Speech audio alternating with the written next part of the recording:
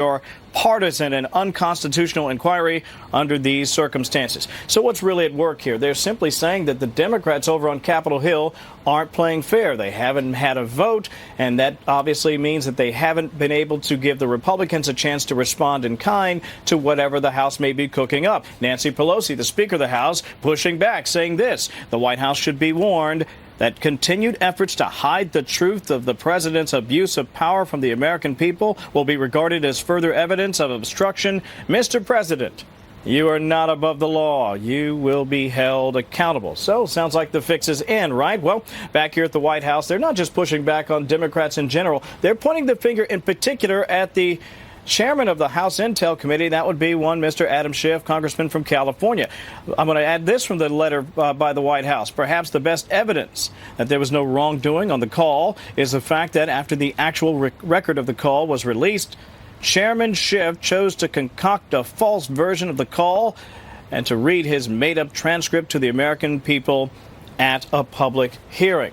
The chairman of the House Intel Committee has been strongly criticized, not just for that, which I guess I don't know what he was thinking about reading that on the record. Effectively, he said he was just sort of making this up. But the real thing that's bothering, I think, a lot of people also is that the House Intel Committee chair has been accused of lying about his contacts with the so-called whistleblower. So when you add that, you add what he said on Capitol Hill during that hearing, and the fact that the House Democrats have not had an official vote, which would give Republicans more leeway in this entire process, there's a lot of people here who are fairly upset about it. So I get a chance to take it all in from the catbird seat right here at the White House. I'll keep you posted. Yeah, I'll keep you posted on any new developments. Also, as we continue to figure out if we're going to have a rally in Minneapolis coming up, depending on how much they want to charge the campaign. That and other stories. But for now, guys, back to you. Kevin settled that. Yeah, Kevin, quick question.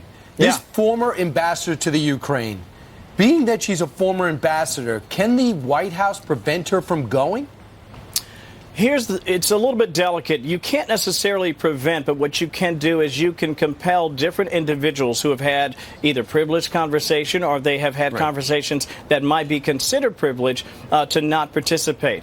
Again, if like Rudy Giuliani, for example, the White House, I'm sure, would say, if you would like to get out there, Mr. Mayor, and be questioned by congressional lawmakers and testify in front of the Senate, for example, you can do that. But I think there's also this idea that maybe that's not such a grand idea. So I'm only suggesting that they can't necessarily say you can't go unless the conversations themselves are privileged. I think she probably wants to go. Kevin, thanks. I thought the editorial in the Wall Street Journal says a lot. It's impeachment.